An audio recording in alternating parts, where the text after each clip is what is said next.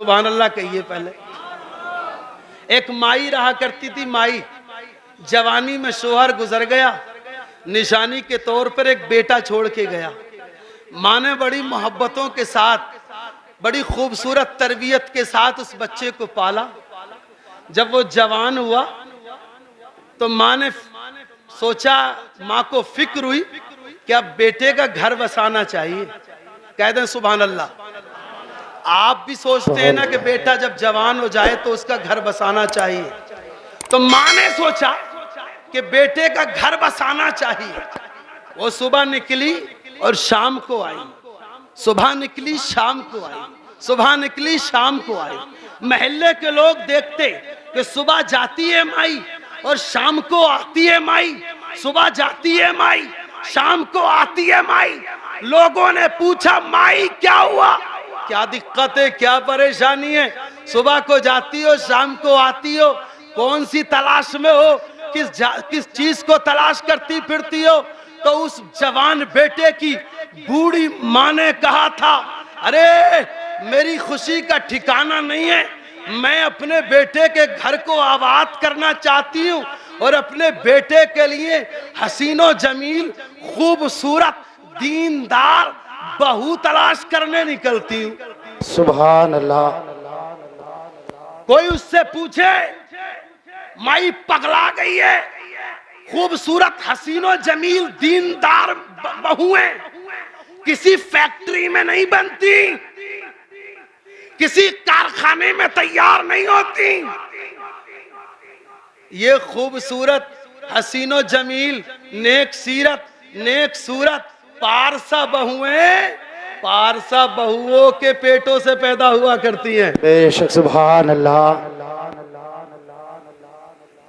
वो किसी ने कहा था कि तुम मुझे अच्छी माएं दो, मैं तुम्हें अच्छी कौम दूंगा।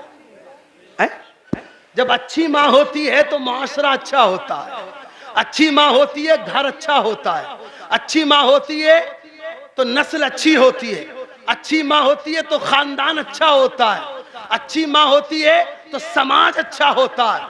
अच्छी माएं अच्छी कौम तैयार करती हैं। वो इसलिए कि अल्लाह की कसम अच्छी माओं से अच्छे बेटे, कभी गरीब नवाज पैदा होते हैं तो कभी साबिर पाक पैदा होते हैं, तो कभी गौसे आजम पैदा होते हैं, तो कभी हुसैन पैदा होते हैं, तो कभी हसन मुजतबा पैदा होते हैं। अच्छी माएं अच्छी कौम। याद रखो, अगर बेटों के लिए बहुएं तलाश करने चलो तो हुस्न ही ना देखा करो, दौलत ही ना देखा करो, जाहो जलाल ही ना देखा करो, बल्कि सबसे अहम चीज उसका दीन और उसकी दीनदारी देखा करो।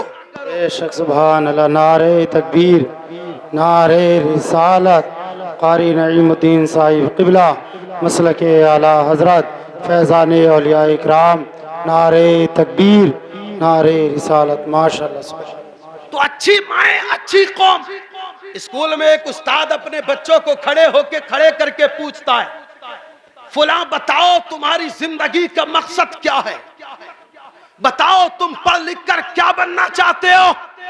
तो एक बच्चा खड़ा हुआ, हुजूर इजाजत हो तो दिल का हाल बयान कर दूं। उस्ताद ने कहा, बेटा इसीलिए तो खड़ा किया है।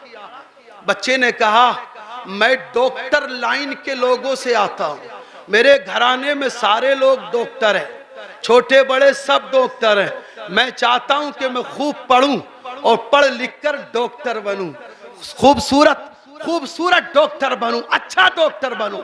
उस्ताद मुस्कुराए, कहा कि बैठ जाओ। दूसरा बच्चा खड़ा किया, पूछा तुम क्या बनना चाहते हो?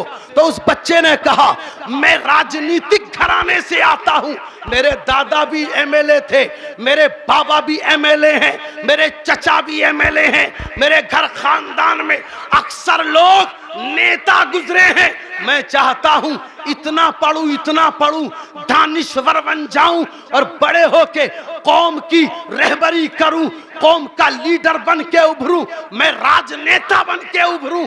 उस्ताद ने कहा बैठ जाओ। बच्चे खड़े होते रहे, अपनी अपनी ख्वाहिशें बताते रहे। एक बच्चा खड़ा हुआ, उस्ताद से पूछने लगा, उस्ताद मुझसे ना कहोगे कि तुम क्या बनना चाहते हो? तो उस्ताद ने कहा था हाँ हाँ बेटे, सबने बताया है, तुम भी बताओ क्या बनना चाहते हो? तो उस छोटे से नन्हे से बच्चे ने कहा था हुजूर, न मैं डॉक्टर बनना चाहता हूँ, न मैं मास्टर बनना चाहता हूँ, न मैं नेताजी बनना चाहता हूँ, न मैं फलासफर बनना चाहता हूँ, न मैं कोई डिग्री हासिल करना चाहता हूँ, फिर क्या बनना चाहते हो? तो मैं आपको बता रहा हूँ कि अच्छी माँ, अच्छी कौम, अच्छी माँ, अच्छी कौम। उस कौम में का एक बच्चा कहता है हुजूर मैं कुछ नहीं बनना चाहता, मेरा मकसद एक है। क्या मकसद है बेटा, बताओ तो सही। तो उस बच्चे ने कहा था हुजूर उस्ताद मोहतरम, मैं कुछ नहीं, बस मैं इस नबी का सहाबी बनना चाहता हूं। सुभान अल्लाह, सुभान अल्लाह। मैं नबी का क्या बनना चाहता हूं? मैं नबी का सहाबी बनना चाहता हूं। उस्ताद खुश हो गया।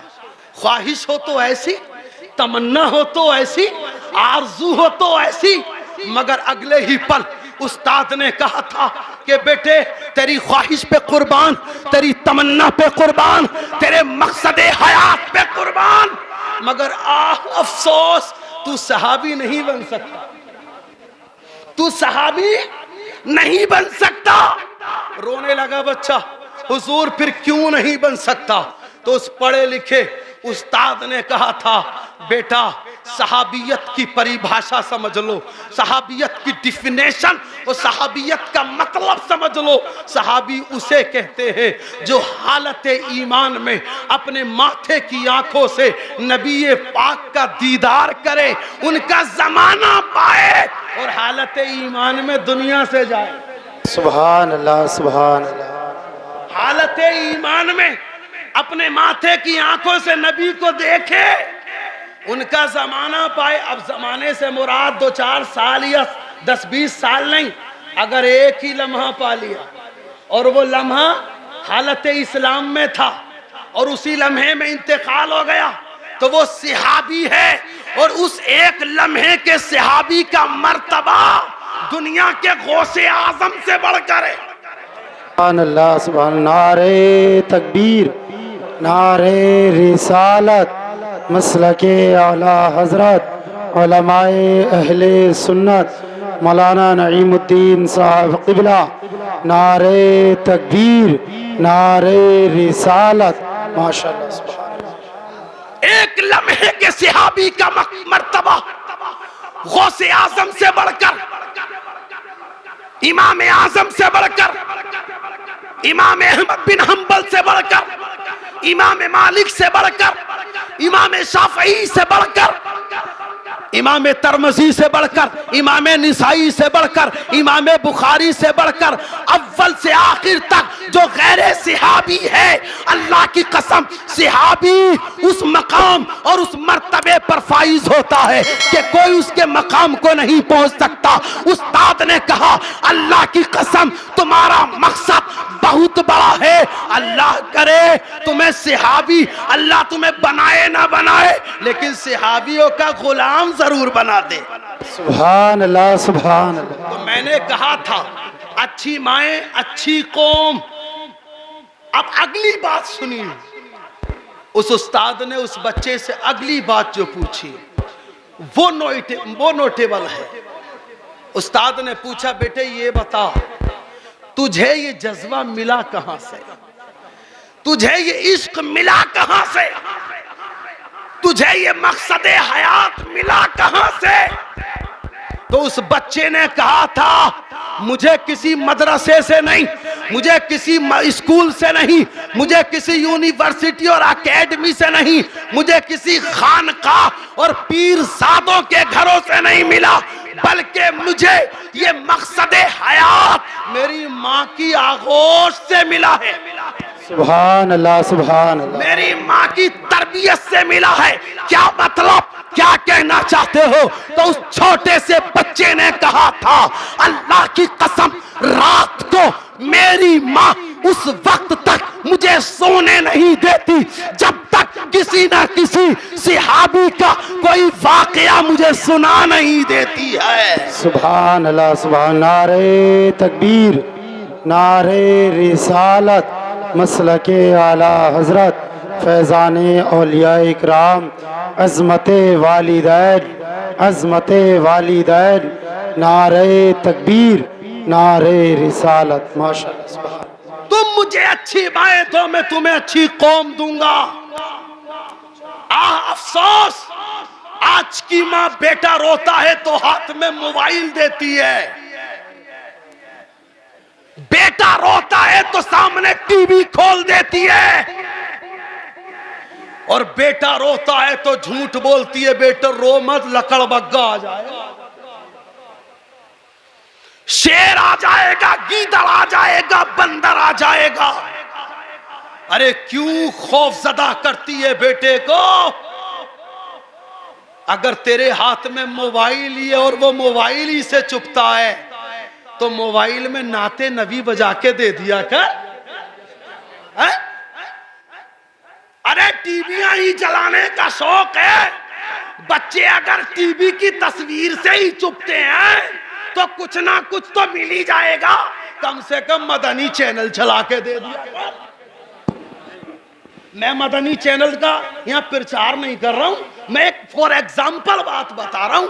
अगर टीवी के जरिए चुपेगा तो कोई अच्छी चीज दिखा दे उसको, कोई अच्छी बात सुना दे उसको। ये क्या हुआ? ले सुन ले गाना, ले सुन देख ले टीवी, ले देख ले गाना। अच्छी माएं दो, अच्छी कौम दूंगा। अल्लाह की कसम, अच्छी माएं होती हैं तो अच्छी कौम पैदा होती है। बुढ़िया ने कहा था, हाँ बेटियां तो मिलना आसान है, बहुएं तो मिलना आसान है, लेकिन जैसी मैं तलाश कर रही हूं ऐसी नहीं मिल रही। कह दे सुभान अल्लाह। ओ बूढ़ी माँ कैसी तलाश करती है? तो उस बूढ़ी माई ने कहा था, मेरी ख्वाहिश है कि अगर मुझे फातिमा ना मिले तो कनीज़े फातिमा तो मिली जाए। मेरी ख्वाहिश है कि मुझे राबिया ना मिले तो कनीज़े राबिया तो मिली जाए। मेरी ख्वाहिश है मुझे आयशा ना मिले तो कनीज़े आयशा तो मिली जाए। आखिरकार उसकी मुराद एक दिन पूरी हुई और उसके मन की बहू से मिल गई। सुभान अल्लाह। ब्याह के लाई, बहू घर पे आई, बहू को दहलीज में कदम रखने से पहले रोका। एक तश्त में एक रकाबी में पानी लाई और उस रकाबी में बहू के सीधे पैर को रखवाया और लोटे से पैर को धुला, फिर बायां पैर धुलवाया और उस पानी को अपने मकान के इर्द गिर्द चार दीवारी पर छिड़क दिया। ये बेपन्ने की नहीं सुना रहा हूं, बेपर्चे की नहीं सुना रहा हूं। आला हजरत ने लिखा है फतावा रज़विया में, जिसके घर नई नवेली दुल्हन पहली बार कदम रखे, अगर वो इस अमल को कर ले कि उसके दोनों पैरों को धुलकर अपने मकान की छत पर, अपने मकान की छत पर या दीवारों पर उस पानी का छिड़काव कर दे, तो वो घर, वो मकान शैतान के शरारत और चोर की चोरी से महफूज रहता है। और अगर तुमने धो लिया तो कोई सोचेगा, अरे ले भैया पहले दिन ही बहू के पांव धो रही है। अल्लाह खैर करे, लेकिन अब चूंकि असल बात से नवाकिफ है ना, ऐसा किया करो। जब बहू घर आई, बुढ़िया ने ये अमल किया, उसके कमरे में उसे पहुंचाया गया। थोड़ी देर के बाद नौशाह, वो दूल्हा, अपनी बीवी के पास पहुंचा, जाके सलाम किया। क्या किया? क्या किया? किसको? तुम भी करते हो कि नहीं? कह रहे होगे मौलाना कितना बड़ा काम दे रहे हो, हल चलवा लो, जमीन जुतवा लो, मगर बीवी को सलाम मत करवाओ। मेरे नबी किया करते थे। सुभान अल्लाह। मेरे नबी फरमाते हो, लोगों घर से बाहर निकलो तो छोटे को देखो सलाम करो, बड़ा मिले सलाम करो, दाढ़ी वाला मिले सलाम करो, अजनबी मिले सलाम करो, अपना मिल जाए सलाम करो, गर्ज के कोई भी मुसलमान मिले उसे। यहां तक कि मेरे नबी तो बच्चों को भी सलाम किया करते थे। और जो सलाम में पहल करता है, मेरे नबी फरमाते हैं वो जन्नत में भी पहले पहले जाएगा। और मेरे नबी फरमाते हैं लोगों, जब बाहर से घर आया करो तो घर में सलाम किया करो। सहाबियों ने अर्ज की, या रसूल अल्लाह, बाज़ औक़ात ऐसा होता है हम घर में अकेले थे, हम बाहर निकले, दरवाजा हमने लगाया, कुंडी हमने डाली, ताला हमने लॉक किया, जब हम आए चाबी निकाली, ताला हमने खोला, कुंडी हमने गिराई, दरवाजा हमने खोला, हमें पता है कि पहले कोई घर में नहीं था, हमने ताला लगाया था, अब कोई घर में नहीं है, हम ताला खोल रहे हैं, या रसूल अल्लाह ऐसे खाली घर में भी हम सलाम करें? मेरे नबी ने फरमाया, हाँ हाँ, खाली घर में भी सलाम करो। पूछा, या रसूल अल्लाह खाली घर में किसे सलाम करें? तो मेरे नबी ने फरमाया, खाली घर में मुझे सलाम करो। वो इसलिए कि मैं हर मोमिन के घर में मेरी रूह रहा करती है। अगर कोई इंसान नजर नहीं आए तो मुझे तसव्वुर में लाओ और सलाम करो, अस्सलामु अलैका या रसूल अल्लाह। मैं तुम्हारा सलाम सुनता भी हूं और तुम्हें जवाब देता भी। दूल्हा ने क्या किया? सलाम। अब दूल्हा ने जो सलाम किया तो बैठ गया दूल्हा। तो दूल्हा के बैठते ही बीवी ने फरते मोहब्बत में अपने आप को खड़ा कर लिया, अदब से सर झुका लिया और अर्ज की, हुजूर मैं कुछ अर्ज करना चाहती हूं। कहा कि हाँ कहिए, क्या कहना चाहती हूं?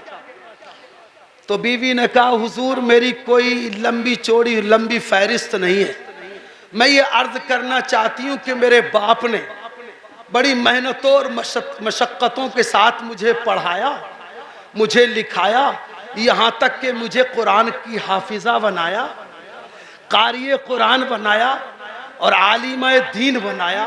मेरी ख्वाहिश थी कि अल्लाह अगर मुझे शोहर मिले तो कोई अनपढ़ नहीं, हाफिज़े कुरान मिले।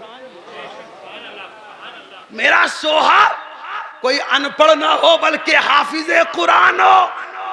बस मेरी ये ख्वाहिश है। ये बताओ कि क्या तुम हाफिज़े कुरान हो? बच्चे के तो पैरों के तले से जमीन ही निकल गई। कहने लगा, हाफिज़े कुरान की बात करती हो? अजी हम तो कभी मदरसे में दाखिल भी नहीं हुए, तो हाफिज होना कैसी बात? नाजरा? बोले नाजरा भी नहीं आता। सिपारा? बोले सिपारा भी नहीं आता। यसरनल कुरान? अजी कैसी बातें करती हो? कायदा बगदादी? अजी पकड़ के ही नहीं देखा। कहने लगा, तेरी मेरी बात खत्म।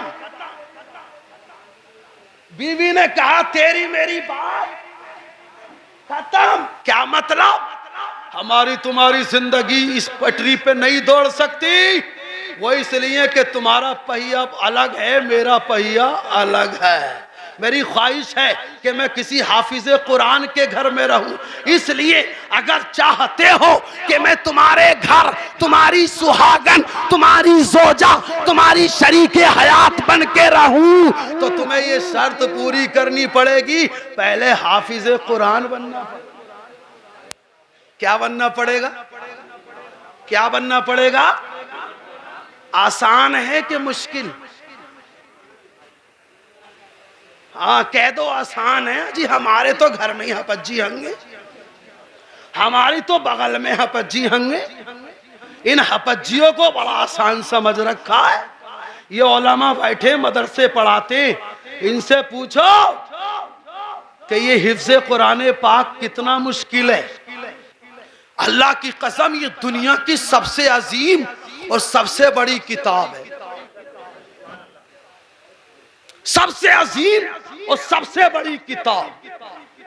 इस सबसे बड़ी किताब के हर्फ हर्फ लफ्ज लफ्ज को रटने के बाद, उसे पूरा पुख्ता याद कर लेने के बाद कोई हाफिज़े कुरान बनता है। अजी तुम तो कहते हो अरे हमारे गांव के हबज्जी तो सब दर्रे हैं, दर्रे। अलहम्द आती नहीं, हाफिज को दर्रा बता रहा है। कलमा आता नहीं, हाफिज को दर्रा बता रहा है। नमाज आती नहीं, हाफिज को दर्रा बता रहा है। आ सुना दे जनाजे की नमाज, आ सुना दे अत्तहिया, आ सुना दे दुआए कुनूत, सुना के दिखा हाफिज कुरान के सामने एक पारा, दिन में तारे नजर आ जाएंगे। कदर करो इनकी, इज्जत किया करो इनकी। ये अपने सीने में कुरान लेके चलते। और मेरे नबी ने फरमाया बहुत से लोग हैं जिन पर कब्र की कीड़ों का खाना, जिनके जिस्मों को कब्र के कीड़ों पर खाना हराम कर दिया है। जैसे नबियों की जमात, वलियों की जमात, शोहदा की जमात, उलमा की जमात और हाफिज कुरान की जमात, ये अपनी कब्र में भी महफूज व मामून रहते। शोहर ने कहा कैसी बात करती हो हाफिज कुरान, ये बड़ा मुश्किल काम है। बीवी ने कहा ठीक है, अगर मुश्किल है तो मैं अपने घर जाती हूँ, अगर हाफिज कुरान बन सको तो आ जाना मुझे लेने के लिए, और अगर ना बनो तो मुझे तलाक दे के फारिग कर देना। वो इसलिए मेरी जिंदगी का मकसद ये है कि मैं जिसके घर में रहूं वो हाफिज कुरान हो, कारी कुरान हो, दीन का आलिम हो। अल्लाहू अकबर। उसने कहा अगर ऐसी बात है रुको, अभी हाफिज बन के आता। वो भी यूं ही समझ रहे थे चुटकियों का काम है। चला गया एक मदरसे में जाके मौलाना से कहा मौलाना बताओ कितने दिनों में हाफिज बन जाऊंगा। मौलाना ने कहा कितना पढ़ लिए, कितने सिपारे कर लिए। तो कहा कि सिपारे और पढ़ने की बात क्या, मैंने तो कायदा भी नहीं पढ़ा। तो मौलाना ने कहा बैठो पढ़ो, कायदा पढ़ो, सलन कुरान पढ़ो, सिपारा पढ़ो, नाजरा पढ़ो, फिर देखते हैं जहन इस लायक है कि कुरान को हिफ्ज कर सकता है तो कराएंगे, वरना अपने घर। कहने लगा हुजूर कैसी बात कर रहे हैं, इधर मेरा घर उजड़ा और तुम मुझे घर भेजने की बात कर रहे हो। मुझे हाफिज बनना है, हाफिज बनना है। तो बोले कैसे बनना, पढ़ के ही तो बनना है। बोले हाँ पढ़ के बनना है। अल्लाहू अकबर। तो उन्होंने कहा बोले कितनी मुद्दत में बनना चाहते हो। कहा कि जल्द से जल्द, आज बना दो, कल बना दो, तो परसों बना दो। मौलाना ने कहा हमारे पास कोई मशीन नहीं जो तुम्हें इतनी जल्दी हाफिज कुरान बना दे। आओ तुम्हें एक पता दिए देते हैं, कह दें सुभान अल्लाह। आओ तुम्हें एड्रेस दिए देते हैं, कह दो सुभान अल्लाह। कहने लगा हुजूर कैसा पता, कैसा एड्रेस। तो उस बच्चे से उस्ताद ने कहा अल्लाह की कसम दुनिया के किसी भी मदरसे में पढ़ोगे, पढ़कर हाफिज कुरान बनोगे, लेकिन एक बारगाह, एक मदरसा ऐसा है अगर निगाह पड़ गई तो निगाह से हाफिज बन जाओगे। तो मैंने नारे तकबीर, नारे रिसालत, फैजाने गौसे आजम, मसलके आला हजरत। मैंने कहा वो कौन सा मदरसा। बोले वो मदरसा किसी ऐरे गैरे का नहीं, जो अहमदाबाद की अजीम हस्ती हजरत शाह आलम के बाबा हजरत कुतबे आलम की बारगाह में चला जा। हजरत कुतबे आलम की बारगाह में चला जा। वो उठा बस्ता उठाया, दौड़ा दौड़ा, भागा भागा, हजरत कुतबे आलम की बारगाह में आके गिर गया। अर्ज करता है हुजूर आप मुझे हाफिज कुरान बना दो। हजरत कुतबे आलम ने निगाह डाली, कहा कि कौन हो, कहाँ से आए हो, जाओ हमारा मदरसा चालू है, मदरसे में दाखिला लो, मदरसे में पढ़ो, तुम्हें हम हाफिज कुरान बनवा देंगे। उस बच्चे ने कहा था नहीं नहीं नहीं, बनवाने की बात नहीं हुजूर, हाफिज कुरान आपको बनाना है। बोले ये बता तू कितने दिनों में हाफिज बनना चाहता। बोले जैसा आप चाहें।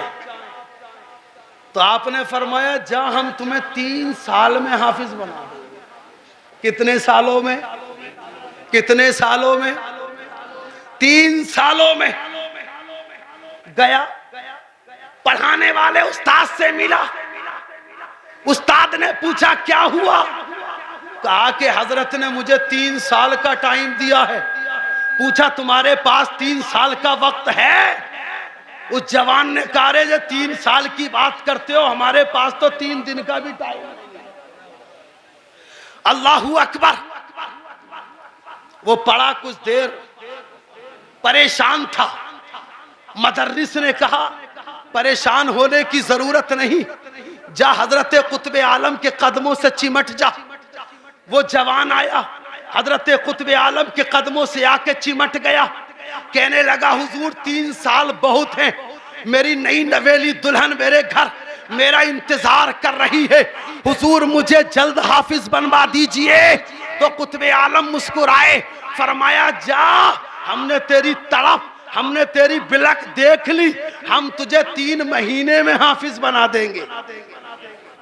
कितने महीने में? 3 महीने में हाफिज बना देंगे। अब तसव्वुर करो, जिसे 3 साल का टाइम दिया गया हो, उसे फिर 3 महीने में हाफिज कुरान बनाने की बात कर दी गई हो, तो उसकी खुशी का कोई ठिकाना ना रहा होगा। वो मदरसे पहुंचा, उस्ताद से मिला, पूछा कि अब बताओ कितना टाइम मिला? तो कहा कि अब मत पूछो, 3 महीने का टाइम दिया है। उस्ताद मुस्कुराए, कहा कि पागल है, अरे वो तो इससे भी कम में बना दे।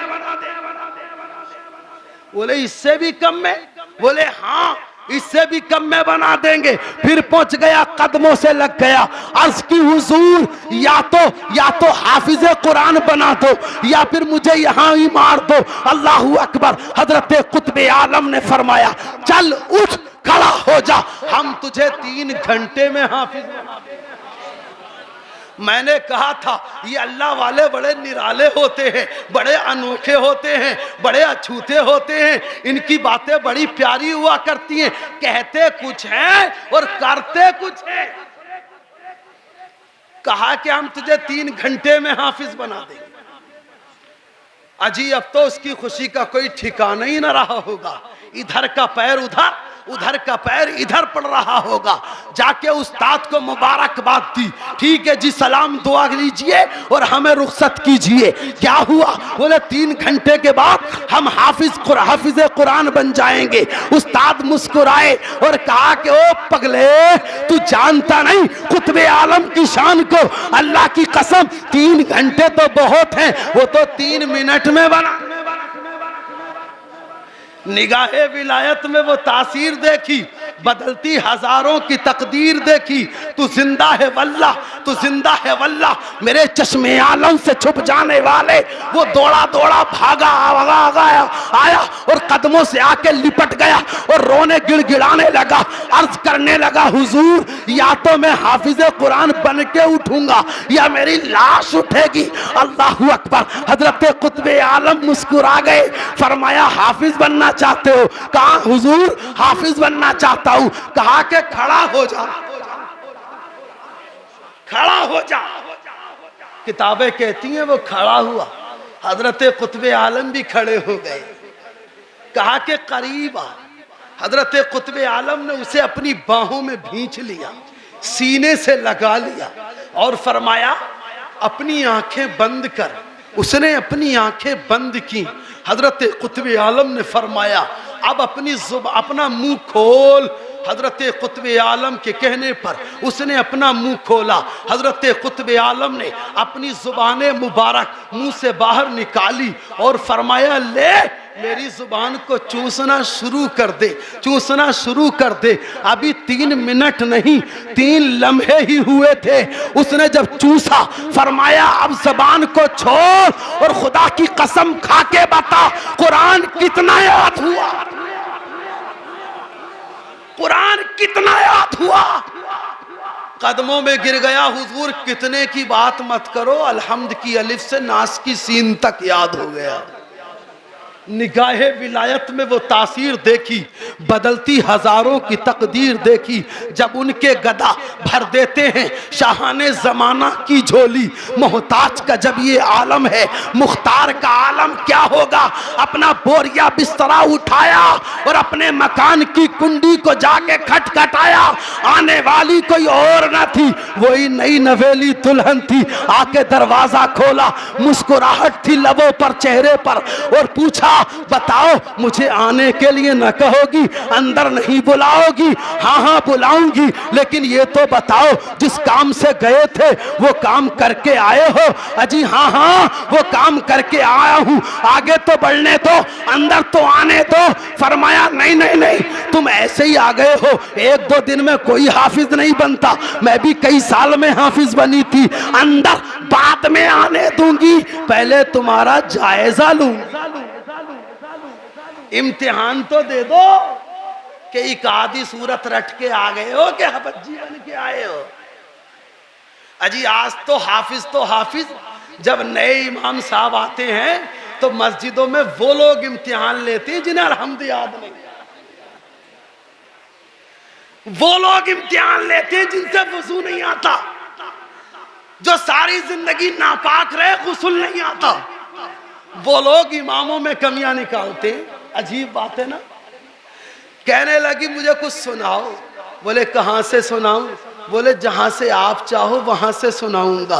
कहा कि फुला जगह से सुनाओ। सभी हजरात खड़े हो जाएं, मुफ्ती साहब तशरीफ ले आए। नारे तकबीर, नारे रिसालत, मुफ्ती हम्माद रजा साहिब क़िबला, मसलके आला हजरत, मसलके आला हजरत फैज़ाने गौसे आज़म मुफ्ती हम्माद साहिब क़िबला।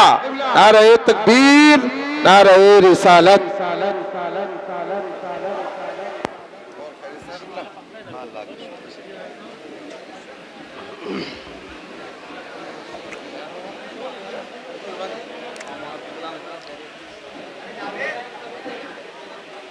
बहुत जल्द खामोश हो जाइए, सुनने सुनाने का माहौल बनाइए। हिंदुस्तान का एक अजीम खतीब जो आपके रूबरू पेश हो चुका है, इंशाअल्लाह चंद लम्हात के बाद आप और हम उन्हें भरपूर सुनेंगे। जी लगा के एक मरतबा दरूद शरीफ पढ़ लें। अल्लाहुम्मा सल्ली अला सय्यदिना व शफीना मौलाना मुहम्मदिन सल्लल्लाहु अलैहि वसल्लम। बीवी ने कहा सुनाओ, शोहर ने कहा सुनो। कहां से सुनोगी? बोले जहां से आपके याद हो। शोहर ने कहा नहीं नहीं, जहां से आप चाहोगी वहां से सुनाऊंगा। बीवी ने पूरे कुरान में चीदा चीदा चीदा चीदा जगह जगह जगह जगह से सुनना शुरू किया। अलहम्द से लेकर नास तक उसने जगह जगह से कुरान सुना। जब उसे यकीन हो गया कि मेरा शोहर हाफिज कुरान बन गया है, वो भी मुकम्मल, तो स्वागत किया, वेलकम किया। आइए घर में अंदर तशरीफ लाइए। अल्लाहू अकबर। अल्लाह की कसम, इस वाक़े को बताने का मकसद और मतलब ये है, जब घर में बहुएं लेकर के आओ तो स्टेजों पर नाचने वाली और 26 जनवरी के ठुमके लगाने वाली मत लाओ, बल्कि फज्र के, ज़ुहर के, असर के, मगरिब के, इशा के मुसल्ले बिछाने वाली लाओ। अल्लाह की कसम, घर में जो आफतें होंगी वो मुसल्ले से पहले चली जाएंगी और घर में रहमतें मुसल्ला उठाने से पहले चली आएंगी। माशाअल्लाह माशाअल्लाह। तुम मुझे अच्छी माएं दो, मैं तुम्हें अच्छी कौम दूंगा। सवाल ये नहीं कि कौम के मसाइल नहीं, सवाल ये नहीं कि कौम के मसाइल नहीं, सवाल तो ये है कि काम शुरू कहां से करें। सवाल तो ये है कि काम शुरू कहां से करें।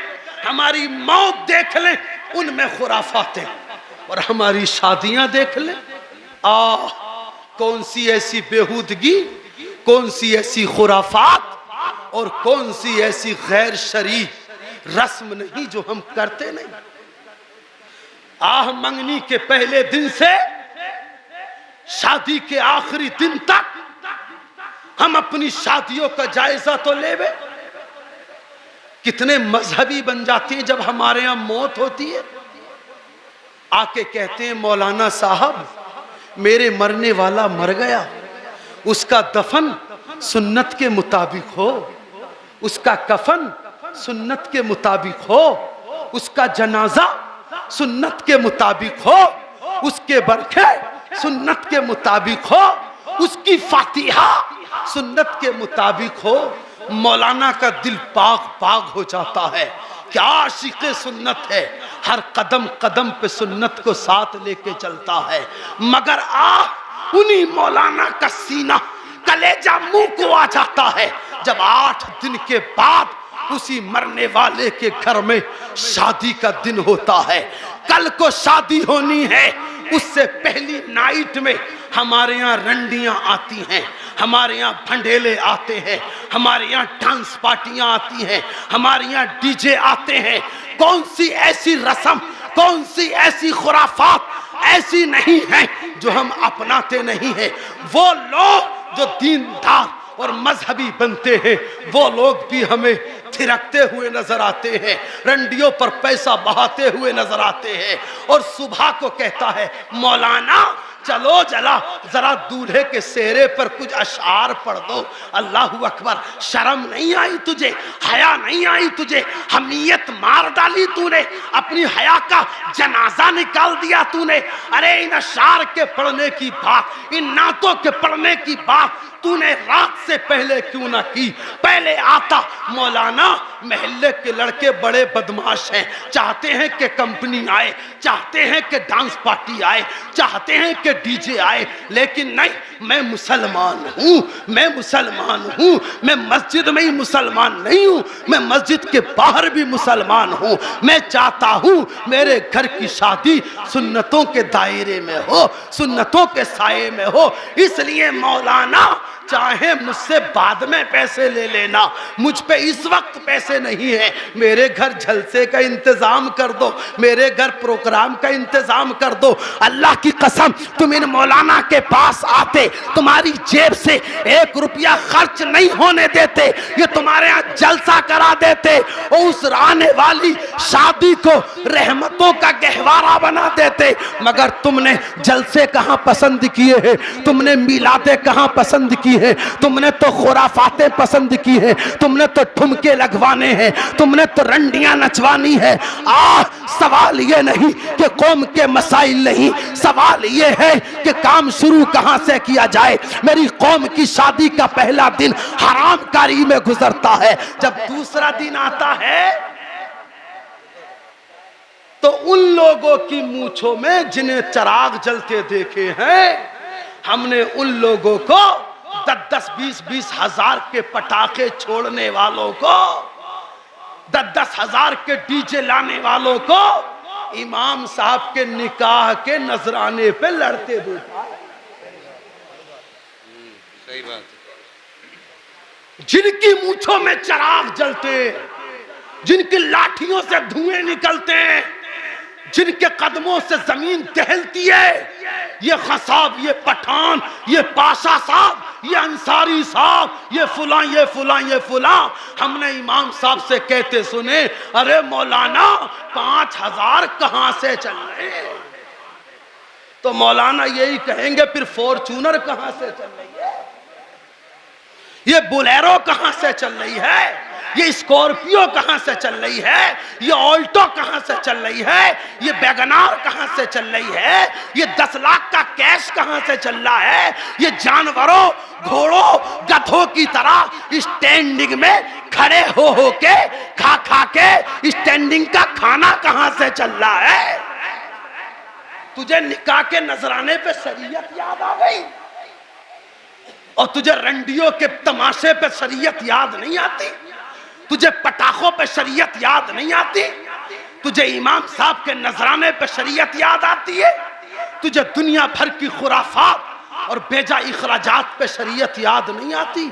सवाल ये नहीं कि कौम के मसाइल नहीं, सवाल ये है कि काम शुरू कहां से किया जाए। कलमा शरीफ पढ़ें, ला इलाहा इल्लल्लाहु मुहम्मदुर रसूलुल्लाह व आखिरु दावाना अनिल हम्दुलिल्लाहि रब्बिल आलमीन। अस्सलाम वालेकुम।